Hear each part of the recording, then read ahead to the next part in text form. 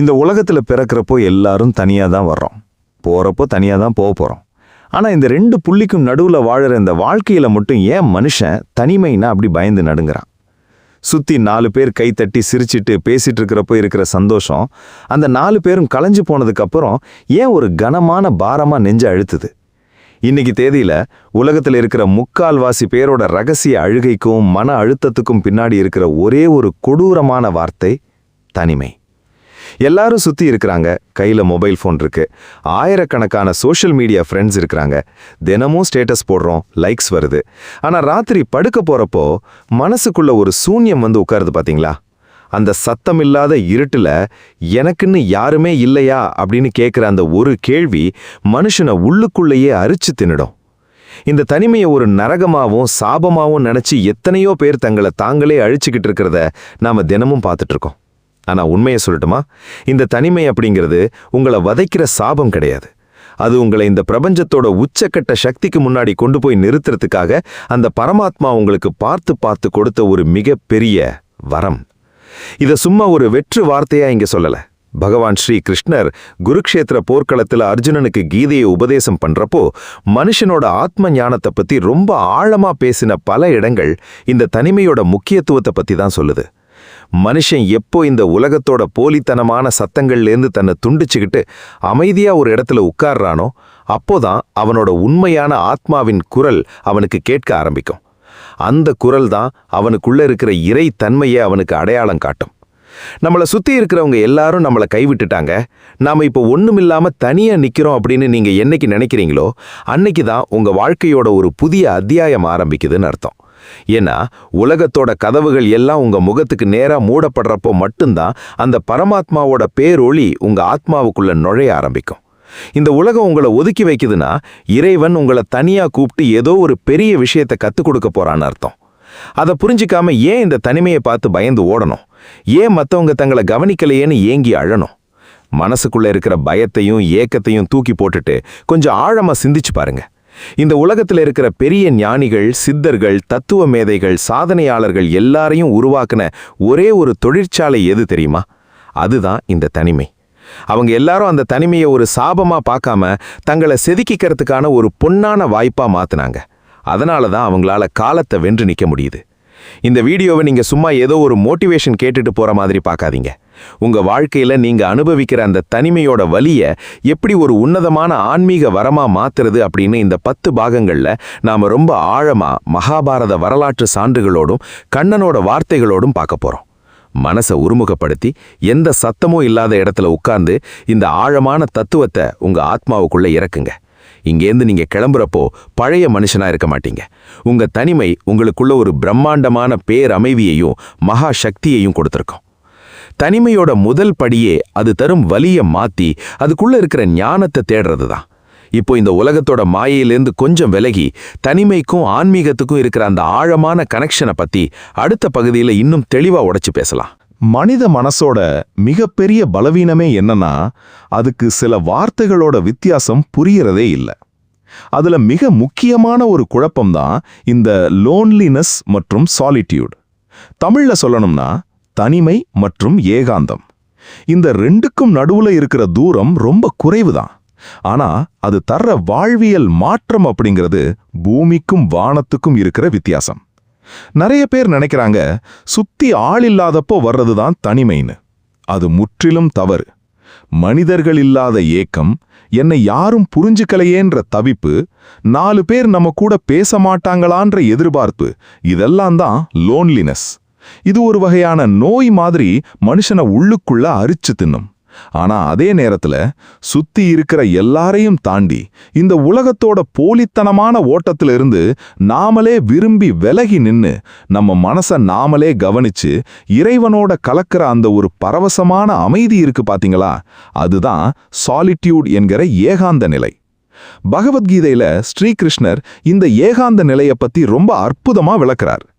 ஒரு மனிதன் ஆன்மீகத்துல உயர்ந்த நிலையை அடையணும்னாலோ இல்ல இந்த உலகத்தோட உண்மையான ரகசியத்தை புரிஞ்சுக்கணும்னாலோ அவனுக்கு இந்த ஏகாந்த நிலை ரொம்ப ரொம்ப அவசியம். ஏன்னா உலகத்தோட சத்தத்துல வாழ்றப்போ உங்க மனசு எப்போ பார்த்தாலும் மத்தவங்கள பத்தியே சிந்திச்சுட்டு இருக்கும். அவன் என்ன சொன்னான், இவன் என்ன நினைச்சான், சொசைட்டி நம்மளை எப்படி பாக்குது, இதே சிந்தனை தான் ஓடிக்கிட்டு இருக்கும். ஆனா எப்போ நீங்க அந்த சத்தத்துல இருந்து விலகி ஏகாந்த நிலைக்கு வர்றீங்களோ அப்போதான் உங்க மனசு அடங்கும். கண்ணன் சொல்றார், உலகத்தை வெறுத்து ஓடுவது தனிமை அல்ல, உலகத்தின் மாயைகளை உணர்ந்து உனக்குள் இருக்கும் என்னை தேடுவதுதான் ஏகாந்தம். இதோட ஆழத்தை புரிஞ்சுக்க முயற்சி பண்ணுங்க. நீங்க ஒரு கூட்டத்துல இருக்கிறப்போ உங்களை சுத்தி இருக்கிறவங்க உங்களோட உடம்பையும் உங்களோட வெளித்தோற்றத்தையும் மட்டும்தான் பார்ப்பாங்க. ஆனா நீங்க ஏகாந்தமா இருக்கிறப்போ மட்டும்தான் உங்க ஆத்மா அந்த பரமாத்மாவோட நேரடியா பேச முடியும். இந்த உலகத்துல இருக்கிற முக்கால்வாசி மனிதர்கள் ஏன் தனிமையை பார்த்து பயந்து ஓடுறாங்க தெரியுமா? ஏன்னா அவங்களுக்கு தங்களோட சொந்த மனசோட தனியா உட்கார பயம். தனியா இருக்கிறப்போ மனசுக்குள்ள இருக்கிற பழைய தவறுகள், பயங்கள், குற்ற உணர்ச்சிகள் எல்லாமே முன்னாடி வந்து நிற்கும். அதை எதிர்கொள்ள தைரியம் இல்லாதவங்க தான் உடனே போனை எடுத்து யாருக்காவது ஃபோன் பண்றதோ இல்ல சோஷியல் மீடியாவில் டைம் பாஸ் பண்றதோன்னு தங்களை தாங்களே ஏமாத்திக்கிறாங்க. ஆனா ஆன்மீகம் என்ன சொல்லுதுன்னா, அந்த பயத்தை கடந்து அந்த மனசோட சண்டையிட்டு அதை அமைதிப்படுத்துறக்கோதான் உங்களுக்குள்ள இருக்கிற உண்மையான சக்தி வெளிப்படும். மனசு அப்படிங்கிறது ஒரு குளம் மாதிரி. குளத்துல கல்லை எரிஞ்சுக்கிட்டே இருந்தா தண்ணி கலங்கி போய் இருக்கும், அடியில என்ன இருக்குன்னே தெரியாது. இந்த உலகத்துல இருக்கிற உறவுகளும் தேவைகளும் அந்த குளத்துல விழுற கற்கள் மாதிரி. அது எப்போ பார்த்தாலும் மனசை கலக்கிக்கிட்டே இருக்கும். ஆனா எப்போ நீங்க எல்லாத்தையும் விட்டுட்டு தனியா அமைதியா உட்கார்றீங்களோ அப்போ அந்த குளத்துல இருக்கிற அலைகளெல்லாம் அடங்கி தண்ணி தெளிவடைஞ்சு அடியில இருக்கிற ஆத்ம ஞானம் உங்களுக்கு பளிச்சுன்னு தெரியும். அதனால இனிமே உங்களை சுத்தி யாரும் இல்லைன்னு நினைச்சு வருத்தப்படாதீங்க. இறைவன் உங்களுக்கு ஒரு ஏகாந்த நிலையை கொடுத்திருக்காருன்னு நினைச்சு சந்தோஷப்படுங்க. அந்த ஏகாந்த நிலைதான் உங்களை நீங்க யாருன்னு உங்களுக்கு புரிய வைக்க போகுது. உலகத்தோட பந்தங்கள் எல்லாம் ஒரு கட்டத்துல கலன்று போகும். ஆனா உங்களுக்குள்ள இருக்கிற அந்த பரமாத்மாவோட பந்தம் என்னைக்குமே அழியாது. இந்த ஏகாந்த நிலைய நாம எப்படி பக்குவமா கையாளறது, ஏன் இந்த தனிமைக்குள்ள இவ்வளவு பெரிய வலி ஒளிஞ்சிருக்கு அப்படின்றதோட ஆன்மீக ரகசியத்தை பற்று துரத்தல் மூலமா கண்ணன் எப்படி விளக்குறார்னு அடுத்த பகுதியில பார்ப்போம். மனுஷனுக்கு ஏன் தனிமை இவ்வளவு பெரிய வலியை தருது? ஏன் அந்த தனிமை நேரத்துல நெஞ்சு அடைக்கிற மாதிரி ஒரு வேதனை வருது? இந்த கேள்விக்கு பகவத்கீதையோட 2வது அத்தியாயத்துல மிக தெளிவான பதத்தை வச்சிருக்கார் பகவான் ஸ்ரீகிருஷ்ணர். மனுஷனோட எல்லா துக்கங்களுக்கும் எல்லா வேதனைகளுக்கும் ஒரே ஒரு மூல காரணம்தான் இருக்கு, அதுதான் பற்று. நாம இந்த உலகத்துல வாழ்றப்போ மனுஷங்க மேலையும் பொருட்கள் மேலையும் அந்தஸ்து மேலையும் அதீதமான பற்றை வளர்த்துக்கிறோம். இவங்க என் கூடவே இருக்கணும், இவங்க என்னை பாராட்டணும், இவங்க என்னை விட்டு போகவே கூடாது அப்படின்னு ஒரு கற்பனையான உலகத்தை மனசுக்குள்ள கட்டி வச்சிருக்கோம். ஆனா இந்த பிரபஞ்சத்தோட மாறாத விதி என்ன தெரியுமா? இங்க எதுவுமே நிரந்தரம் கிடையாது. இன்னைக்கு உங்க கூட இருக்கிறவங்க நாளைக்கு உங்களை விட்டுட்டு போகலாம், இல்ல அவங்க சூழ்நிலை மாறலாம். எப்போ நாம வச்ச பற்றுக்கு எதிரா ஒரு விஷயம் நடக்குதோ, எப்போ நம்ம எதிர்பார்ப்புகள் உடையுதோ அப்போதான் அந்த தனிமை அப்படிங்கிறது நரகமா மாறுது. கண்ணன் அர்ஜுனனுக்கு சொல்றார், கடமையை செய், பலனை எதிர்பார்க்காதே. இதோட உண்மையான அர்த்தம் என்னன்னா, நீங்க யார் மேல அன்பு வச்சாலும் எந்த வேலையை செஞ்சாலும் அதிலிருந்து எனக்கு இது திரும்ப கிடைக்கணும் அப்படின்ற எதிர்பார்ப்பு இருக்கக்கூடாது. எதிர்பார்ப்பு இல்லாத அன்புல தனிமைக்கு இடமே இல்லை. நாம மத்தவங்க மேல வைக்கிற அன்பு பல நேரங்கள்ல அன்பா இருக்கிறதில்ல, அது ஒரு வகையான வர்த்தகம் மாதிரி ஆயிடுது. நான் உனக்கு இவ்வளவு முக்கியத்துவம் தர்றேன், நீ ஏன் எனக்கு அதை தரல அப்படின்னு மனசு கணக்கு பார்க்க ஆரம்பிக்குது. இந்த கணக்கு எப்போ தப்பாகுதோ அப்போ உள்ளுக்குள்ள ஏமாற்றம் வந்து அது தனிமையோட வேதனையா மாறுது. இந்த பற்றற்ற நிலையை ஒரு மனிதன் என்னைக்கு கத்துக்கிறானோ அன்னைக்கு அவனுக்கு தனிமை அப்படிங்கிறது பேரானந்தமா மாறிடும். பற்று துரத்தல் அப்படின்னா எல்லாரையும் விட்டுட்டு காட்டுக்கு ஓடி போறது கிடையாது. எல்லாரோடையும் இருக்கும்போதே அவங்க யாரும் எனக்கு நிரந்தரம் இல்ல, இந்த உலகத்துல நான் தனியா தான் வந்தேன், என் பயணம் தனியானது அப்படின்ற தத்துவத்தை மனசுக்குள்ள ஆழமா பதிய வச்சிருக்கிறது தான். யோசிச்சு பாருங்க, ஒரு மரத்துல இருக்கிற இலை அது காஞ்சு போக போகுதுன்னு தெரிஞ்சும் மரத்தோட ஒட்டிக்கிட்டு இருக்கு. அது விழுகிற காலம் வர்றப்போ எந்த ஒரு சண்டையும் போடாம இயல்பா கீழே விழுது. அதே மாதிரிதான் வாழ்க்கையில வர்ற உறவுகளும் பிரிவுகளும். எதையும் பிடிச்சு வச்சுக்கணும்னு நினைக்கிறப்போதான் வலிக்குது. எப்போ நீங்க எல்லாத்தையும் அதோட போக்குல விட்டுட்டு பற்றற்ற நிலைக்கு வர்றீங்களோ அப்போ உங்களுக்குள்ள ஒரு மகா அமைதி பிறக்கும். தனிமை உங்களை வாட்டுதுன்னா அதுக்கு அர்த்தம் என்ன தெரியுமா? நீங்க ஏதோ ஒரு தப்பான இடத்துலயோ இல்ல தப்பான மனிதர்கள் மேலேயோ அதீதமான பற்று வச்சிருக்கீங்க.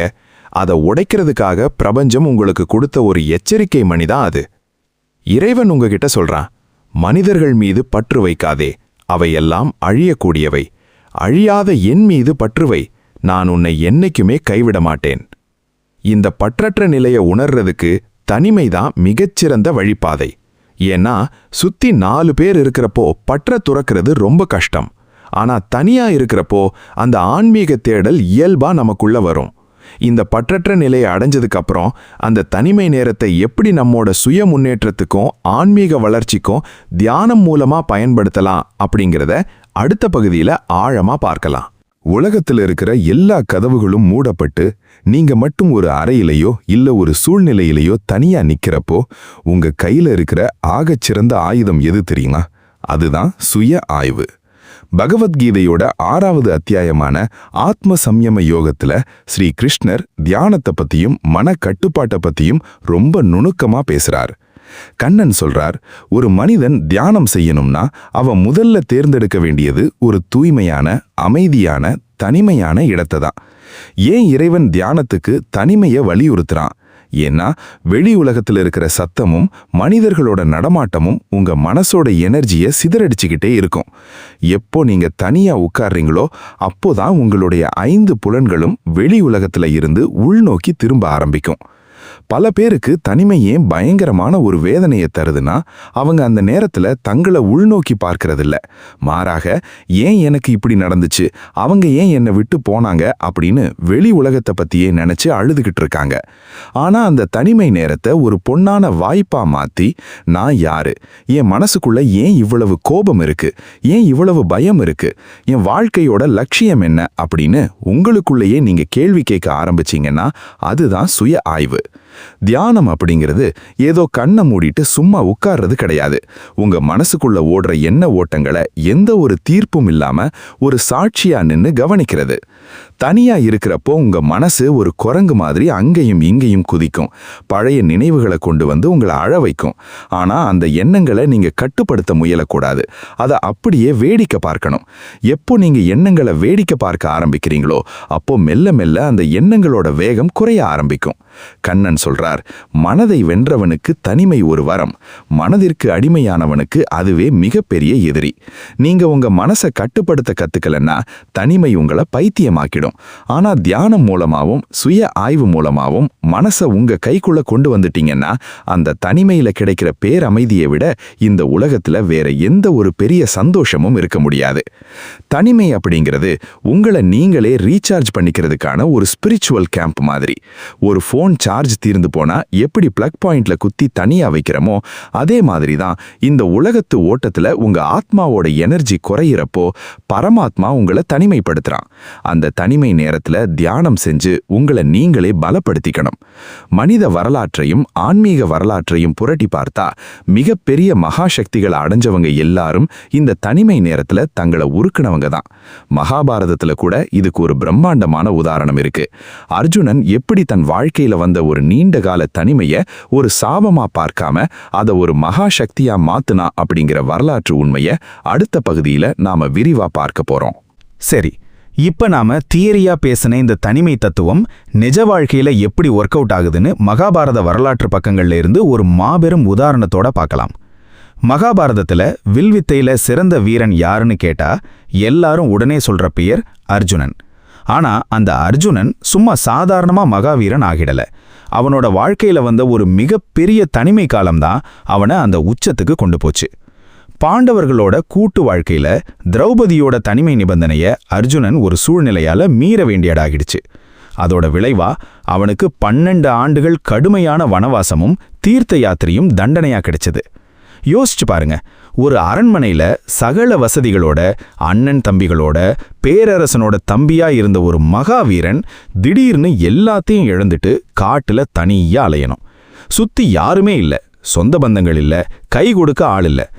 எந்த ஒரு சாதாரண மனுஷனா இருந்தாலும் ஐயோ எனக்கு ஏன் இந்த சாபம், நான் என்ன தப்பு பண்ணேன் அப்படின்னு நினைச்சு மனசு உடைஞ்சு போயிருப்பான். ஆனா அர்ஜுனன் சாதாரண மனுஷன் இல்லையே, அவன் பகவான் கிருஷ்ணரோட பிரியமான நண்பன், அவனோட சீடன். கண்ணனோட போதனைகள் அவனுக்குள்ள ஆழமா இருந்ததுனால அர்ஜுனன் அந்த 12 ஆண்டுகால தனிமையை ஒரு சாபமா பார்க்கல. அதை தனக்கு கிடைச்ச ஒரு மாபெரும் ஆன்மீக வரமா தன்னை செதுக்கிக்கிறதுக்கான ஒரு பொன்னான வாய்ப்பா பார்த்தான். அவன் அந்த தனிமை காலத்துல சும்மா அழுதுகிட்டு உட்காரல. பாரத தேசம் முழுக்க இருக்கிற புண்ணிய நதிகளுக்கு புனித யாத்திரை போனா, பெரிய பெரிய மகான்களை முனிவர்களை சந்திச்சு ஆசி பெற்றான். எல்லாவற்றுக்கும் மேலாக வரப்போற மகாபாரத போருக்கு சாதாரண அஸ்திரங்கள் மட்டும் பத்தாது, தெய்வீக அஸ்திரங்கள் வேணும்னு புரிஞ்சுக்கிட்டு இமயமலையோட பனிப்பாறைகளுக்கு நடுவுல எந்த ஒரு மனித நடமாட்டமும் இல்லாத உறைபனியில தனியா ஒற்றை காலில் நின்னு சிவபெருமான நோக்கி கடுமையான தவம் புரிஞ்சான். சுத்தி எந்த சத்தமும் இல்ல. பசி தாகம் குளிர தாண்டி அவனோட ஆத்மா அந்த பரமாத்மாவை நோக்கி மட்டும்தான் இருந்தது. அவனோட அந்த அசைக்க முடியாத தனிமை தவத்தை பார்த்து மெச்சிய சிவபெருமான் அவனுக்கு முன்னாடி தோன்றி பிரபஞ்சத்தோட மகா சக்தி வாய்ந்த பாசுபதாஸ்திரத்தை பரிசா கொடுத்தார்.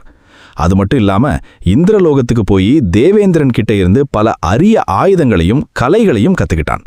யோசிச்சு பாருங்க, அந்த 12 வருஷம் அர்ஜுனன் அரண்மனையில சுகபோகமா இருந்திருந்தா அவனுக்கு இந்த மகா சக்திகள் கிடைச்சிருக்குமா? கண்டிப்பா கிடைக்கிருக்காது. அந்த தனிமை தான் அவனை பக்குவப்படுத்தியது. அவனுக்குள்ள இருந்த தேவையில்லாத ஈகோ பலவீனங்கள் எல்லாத்தையும் எரிச்சு அவனை ஒரு மகா வீரனா மாத்துச்சு. குருக்ஷேத்திர போர் நடக்கிறப்போ பாண்டவர்கள் பக்கம் அர்ஜுனன் ஒரு மாபெரும் தூணா நின்னு ஜெயிச்சதுக்கு அஸ்திவாரமே அவன் காட்டுல அனுபவிச்ச அந்த தனிமைதான். அர்ஜுனனோட இந்த வரலாறு நமக்கு என்ன கத்துக் கொடுக்குது? உங்க வாழ்க்கையிலையும் இப்ப இருக்கிற தனிமை காலம் அப்படிங்கிறது உங்களை பலவீனப்படுத்துறதுக்காக வந்தது கிடையாது. உங்களுக்குள்ள இருக்கிற ஆன்மீக சக்தியையும் திறமைகளையும் வளர்த்துக்கிட்டு வரப்போற பெரிய போருக்கு உங்களை நீங்களே தயார்படுத்திக்கிறதுக்காக பிரபஞ்சம் கொடுத்திருக்கிற வனவாச காலம் இது. இதை புரிஞ்சுக்கிட்டா தனிமை எப்படி ஒரு வரமா மாறும் அப்படிங்கிறத அடுத்த பகுதியில இன்னும் ஆழமா பார்க்கலாம். வாழ்க்கையில ஒரு மனிதன் எப்போ உண்மையான சுதந்திரத்தை உணர்றான் தெரியுமா? எப்போ அவனுக்கு இந்த தனிமை ஒரு வரமா மாறுதோ அப்போதான் அவனோட ஆத்மா முழுமையான சுதந்திரத்தை அடையுது. நாம எல்லாரும் இந்த உலகத்துல ஒரு மாயை ஓட்டத்துல ஓடிக்கிட்டு இருக்கோம். சுத்தி இருக்கிற சத்தங்கள், மனிதர்களோட விமர்சனங்கள், சோஷியல் மீடியாவோட நோட்டிஃபிகேஷன்ஸ், இது எல்லாமே நம்ம மனசை எப்பவுமே ஒரு பதற்றத்துல வச்சிருக்கு. ஸ்ரீ கிருஷ்ணர் பகவத்கீதையில ஒரு இடத்துல சொல்றார், எப்போ உன்னை சுத்தி இருக்கிற சத்தம் அடங்குதோ அப்போதான் உனக்குள்ள இருக்கிற ஆன்மாவின் குரல் கேட்கும். இதோட ஆழமான அர்த்தத்தை புரிஞ்சுக்க பாருங்க. நாம மத்தவங்க கூட இருக்கிறப்போ நம்மளோட முழு கவனமும் அவங்களை எப்படி திருப்திப்படுத்துறது, அவங்க முன்னாடி நம்மளை எப்படி காட்டிக்கிறது அப்படின்னு போலித்தனமான முகமூடிகளை போட்டுக்கிறதுலையே போயிடுது. ஆனா எப்போ வெளி உலக தொடர்புகள் எல்லாமே துண்டிக்கப்பட்டு நீங்க தனியா நிக்கிறீங்களோ அப்போ அந்த முகமூடிகள் எல்லாம் தானா கழன்று விழுந்துடும். தனிமை ஒரு வரமா மாறுறதுக்கு முதல் காரணமே அது உங்களுக்குள்ள இருக்கிற போலித்தனத்தை அழிச்சு உங்களுடைய யதார்த்தத்தை உங்களுக்கு முன்னாடி கொண்டு வந்து நிறுத்தும். நீங்க நிஜமாவே யாரு, உங்களுடைய உண்மையான பலம் என்ன, பலவீனம் என்ன அப்படின்ற நிதர்சனம் உங்களுக்கு அப்போதான் புரியும். மனசை கட்டுப்படுத்த கத்துக்கிட்ட ஒரு மனிதனுக்கு இந்த தனிமை அப்படிங்கிறது ஒரு மிகப்பெரிய தியான மண்டபம் மாதிரி. அங்க அவனுக்கு எந்த ஒரு இடையூறும் இருக்காது.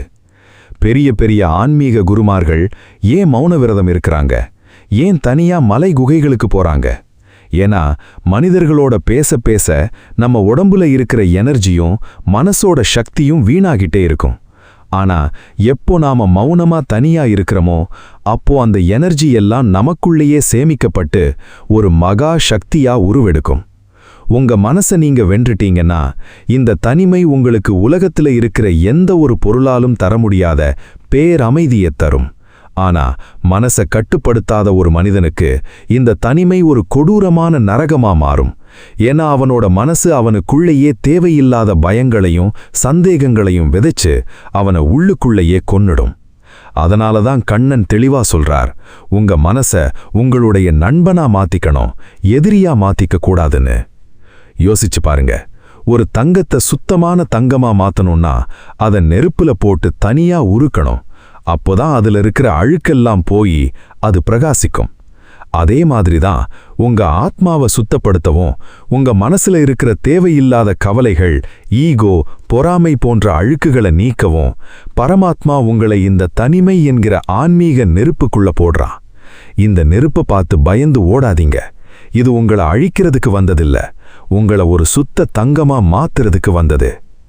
இந்த தனிமை அப்படிங்கிற வரத்தை நாம எப்படி நம்ம நடைமுறை வாழ்க்கையில சரியான வழியில பயன்படுத்தணும், அதுக்கு என்னென்ன ஆன்மீக வழிமுறைகள் இருக்கு அப்படிங்கிறத அடுத்த பகுதியில ரொம்ப பிராக்டிக்கலா பார்க்க போறோம். சரி, இப்ப தனிமையோட தத்துவவார்த்த பக்கங்கள் எல்லாத்தையும் பார்த்தாச்சு. ஆனா பிராக்டிக்கலா இன்னைக்கு இருக்கிற சூழ்நிலையில தனியா இருக்கிறப்ப வர்ற அந்த நெகட்டிவ் எண்ணங்களையும் மன அழுத்தத்தையும் எப்படி மாத்துறது?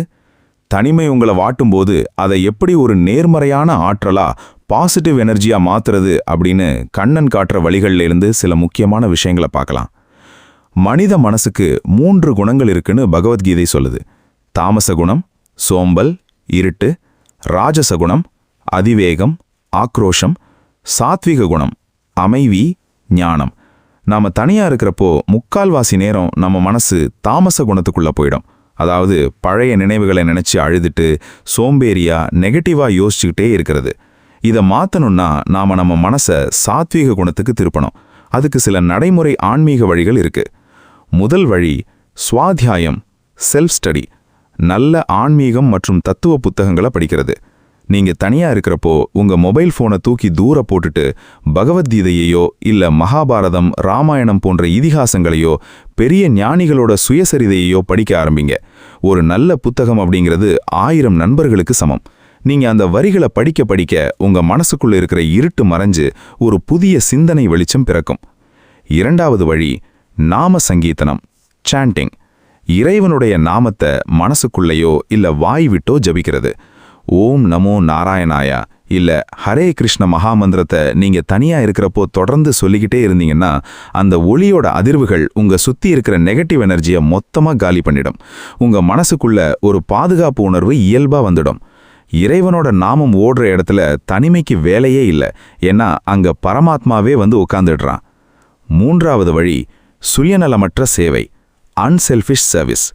தனிமை தர்ற வழியிலிருந்து வெளியில வரணும்னா உங்க கவனத்தை உங்க மேல இருந்து மாத்தி மத்தவங்க மேல திருப்பணும்.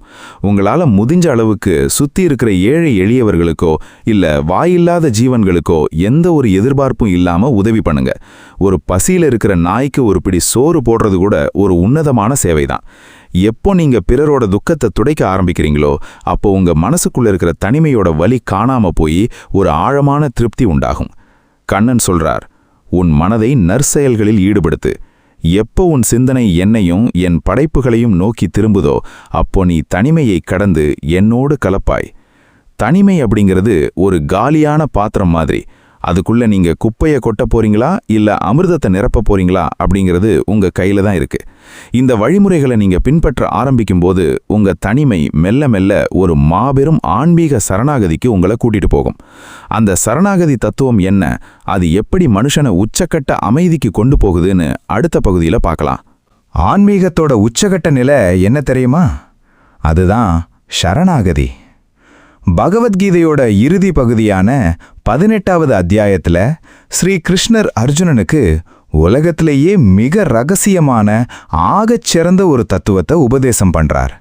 அதுதான் சரணாகதி தத்துவம். சர்வ தர்மான் பரித்யஜ்ய மாமேகம் சரணம் விரஜ அப்படின்னு ஆரம்பிக்கிற அந்த ஸ்லோகத்தோட அர்த்தம் என்னன்னா, எல்லா தர்மங்களையும் எல்லா பற்றுகளையும் கவலைகளையும் தூக்கி போட்டுட்டு என்னிடம் மட்டும் சரணடை. நான் உன்னை எல்லா பாவங்கள்ல இருந்தும் துக்கங்கள்ல இருந்தும் காப்பாத்துறேன், நீ பயப்படாத. இந்த சரணாகதி தத்துவத்துக்கும் தனிமைக்கும் என்ன சம்பந்தம்? ரொம்ப ஆழமான சம்பந்தம் இருக்கு. ஒரு மனுஷன் எப்போ இறைவன்கிட்ட முழுமையா சரணடைவான் தெரியுமா? அவனுக்கு இந்த உலகத்துல யாருமே இல்ல, நான் இப்போ முழுசா தனியா நிக்கிறேன் அப்படின்ற நிலை வர்றப்போ மட்டும்தான் அவனால உண்மையான சரணாகதியை அடைய முடியும். சுத்தி 4 பேர் கை கொடுக்க இருக்கிற வரைக்கும், கையில காசு பணம் இருக்கிற வரைக்கும் மனுஷனோட ஈகோ நான் பார்த்துப்பேன் அப்படின்னு தான் சொல்லும். ஆனா எல்லா கதவுகளும் மூடப்பட்டு சுத்தி யாருமே இல்லாம நடு ரோட்ல தனியா நிக்கிறப்பதான் அவனோட போலி ஈகோ உடைஞ்சு நொறுங்கும். அந்த உடைஞ்சு போற கணத்துல தான் இறைவா எனக்கு நீ மட்டும்தான் துணை, என்னை நீயே பார்த்துக்கோ அப்படின்னு மனசோட ஆழத்துல இருந்து ஒரு குரல் வரும் பாத்தீங்களா? அதுதான் உண்மையான சரணாகதி. எப்போ நீங்க அந்த பரமாத்மாவிடத்துல முழுசா சரணடைஞ்சிடுறீங்களோ அந்த நொடியே உங்க தனிமை அப்படிங்கிறது காணாம போயிடும். ஏன்னா இந்த பிரபஞ்சத்தையே படைச்சு இயக்கிற அந்த மகா சக்தி உங்க கூடவே இருக்கிறத நீங்க உணர ஆரம்பிப்பீங்க. கண்ணன் சொல்றார், நீ தனியாக இல்லை, நீ உறங்கும் போதும் விழித்திருக்கும் போதும் உனக்குள்ளே ஆத்மாவாக நான் இருந்து உன்னை காத்து கொண்டிருக்கிறேன். இந்த பிரபஞ்சத்துல நீங்க என்னைக்குமே தனியா இருக்க முடியாது. ஏன்னா நீங்க அந்த பரமாத்மாவோட ஒரு பகுதி. ஒரு கடல்ல இருக்கிற அலை எப்படி கடல்ல இருந்து தனியா பிரிய முடியாதோ அதே மாதிரிதான் நீங்களும் இறைவன்கிட்ட இருந்து பிரியவே முடியாது. ஆனா நாம நம்ம அறியாமையால மனிதர்களோட கூட்டத்தை தேறி ஓடி இறைவன் நம்ம கூடவே இருக்கிறத மறந்துடுறோம். சரணாகதி அடைஞ்ச ஒருத்தனுக்கு தனிமை அப்படிங்கிறது ஒரு நாளும் பயத்தை தராது. அவன் தனியா இருக்கிறப்போ என் கண்ணன் என் கூட இருக்கான், அவன் பார்த்துக்குவான் அப்படின்ற அசைக்க முடியாத நம்பிக்கை அவனுக்குள்ள இருக்கும். அந்த நம்பிக்கை அவனுக்கு ஒரு மகா தைரியத்தை கொடுக்கும். உலகம் உங்களை பார்த்து பரிதாபப்படலாம், பாவம் இவன் தனியா இருக்கான் அப்படின்னு சொல்லலாம். ஆனா உள்ளுக்குள்ள உங்களுக்கு தெரியும், நீங்க தனியாள் கிடையாது, பிரபஞ்சத்தின் மகா சக்தியே உங்க பின்னாடி நின்னுகிட்டு இருக்குன்னு. இந்த சரணாகதி தத்துவத்தை உங்க மனசுக்குள்ள ஏத்திக்கிட்டீங்கன்னா உங்க வாழ்க்கை எப்படி மாறப்போகுது, இந்த முழு பயணத்தோட சாராம்சம் என்ன அப்படிங்கிறத அடுத்த பகுதியில இன்னும் தெளிவா சுருக்கமா பார்த்து புரிஞ்சுக்கலாம். நாம இப்ப இந்த பிரம்மாண்டமான பயணத்தோட இறுதி கட்டத்துக்கு நெருங்கிட்டோம். இதுவரைக்கும் நாம பேசின அத்தனை விஷயங்களையும் ஒரு நிமிஷம் மனசுக்குள்ள கொண்டு வந்து பாருங்க. தனிமை அப்படிங்கிறது ஒரு சாபம் கிடையாது. அது பரமாத்மா உங்களுக்கு பார்த்து பார்த்து கொடுத்த ஒரு உன்னதமான வரம் அப்படின்றத இப்போ உங்களால முழுமையா புரிஞ்சுக்க முடியுதா? மனிதர்கள் இல்லாத ஏக்கமான லோன்லினெஸ்ஸுக்கும் இறைவனோட கலக்கிற பேரமைதியான சாலிட்யூட் என்கிற ஏகாந்த நிலைக்கும் நடுவுல இருக்கிற வித்தியாசத்தை நாம பார்த்தோம். எதிர்பார்ப்புகளும் அதீத பற்றுகளும் தான் தனிமையை நரகமா மாத்துது. பற்றற்ற நிலையை உணர்ந்தா அதே தனிமை சுகமா மாறும் அப்படின்னு கண்ணன் சொன்ன ரகசியத்தை உடைச்சு பேசணும். தனிமை நேரத்துல தியானம் மற்றும் சுய ஆய்வு மூலமா நம்ம மனசை எப்படி வெல்லணும் அப்படின்றதையும் பார்த்தோம். எல்லாவற்றிற்கும் மேலாக மகாபாரதத்துல அர்ஜுனன் தன் வாழ்க்கையில வந்த 12 ஆண்டுகால தனிமைய எப்படி ஒரு சாபமா பார்க்காம கடுமையான தவம் புரிந்து சிவபெருமான் கிட்ட இருந்து பாசுபதாஸ்திரத்தை வாங்கிறதுக்கான ஒரு பொன்னான வாய்ப்பா மாத்துனா அப்படின்ற வரலாற்று சான்றையும் பார்த்தோம்.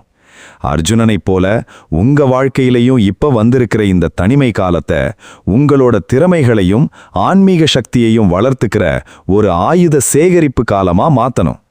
கடைசியா இந்த உலகத்துல யாருமே இல்லைன்னு தவிக்கிறப்போ இறைவன்கிட்ட முழுமையா சரணடைகிற அந்த சரணாகதி தத்துவத்தை பத்தியும் பார்த்தோம். தனிமை அப்படிங்கிறது என்ன தெரியுமா? இந்த பிரபஞ்சத்தை படைச்ச அந்த பரமாத்மா உங்க கூட மட்டும் தனியா கொஞ்ச நேரம் பேசணும், உங்களுக்கு சில ரகசியங்களை கத்துக் கொடுக்கணும்னு விரும்பி உங்களுக்கு மட்டும் பிரத்யேகமா கொடுத்த ஒரு பர்சனல் டைம். அதை புரிஞ்சுக்காம ஏன் இன்னும் அழுதுகிட்டு இருக்கீங்க? இனிமே உங்க வாழ்க்கையில தனிமை உங்களை சூழும்போது மனசு உடைஞ்சு போகாதீங்க. அர்ஜுனனைப் போல நிமிர்ந்து நில்லுங்க. உங்களுக்குள்ள இருக்கிற அந்த ஆன்மாவின் ஒளிய தேட ஆரம்பிங்க. உங்க மனச உங்க கைக்குள்ள கொண்டு வாங்க. நல்ல புத்தகங்களை படிங்க. இறைவனோட நாமத்தை ஜபியுங்க. சுயநலம் இல்லாம மத்தவங்களுக்கு உதவி செய்யுங்க. உங்க தனிமை உங்களை ஒரு மகா புத்திசாலியாவும் ஆன்மீக பக்குவமடைந்த ஒரு உன்னதமான மனிதனாவும் மாத்தோம். நாம இந்த உலகத்துக்கு தனியாத்தான் வந்தோம், தனியாத்தான் போக போறோம். இந்த இடைப்பட்ட காலத்துல வர்ற உறவுகள் எல்லாமே தற்காலிகமானவைதான். மாறாத அழியாத ஒரே ஒரு உறவு உங்களுக்குள்ள இருக்கிற அந்த பரமாத்மாவோட உறவு மட்டும்தான். அந்த உறவை பலப்படுத்துறதுக்கு இந்த தனிமையை விட ஒரு சிறந்த வழி வேற எதுவுமே இருக்க முடியாது. இந்த மகா தத்துவத்தோட இறுதி முடிவுக்கு உங்களை ஒரு உள்ளார்ந்த மாற்றத்துக்கு கூட்டிட்டு போற அந்த உச்சக்கட்ட அவுட்ரோவுக்கு நாம இப்ப போக போறோம். அடுத்த பகுதி உங்க நெஞ்சுக்குள்ள ஒரு மிகப்பெரிய தெளிவையும் மகா அமைதியையும் விதைக்கப் போகுது.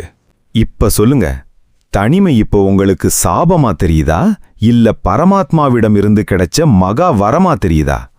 மனசுக்குள்ள ஒரு பெரிய தெளிவு பறந்திருக்குமே. இந்த உலகத்தோட போலி சத்தங்களை எல்லாம் தாண்டி உங்க ஆத்மாவுக்குள்ள ஒரு பேர் அமைதி இப்ப குடியேறி இருக்கும்னு நான் நம்புறேன்.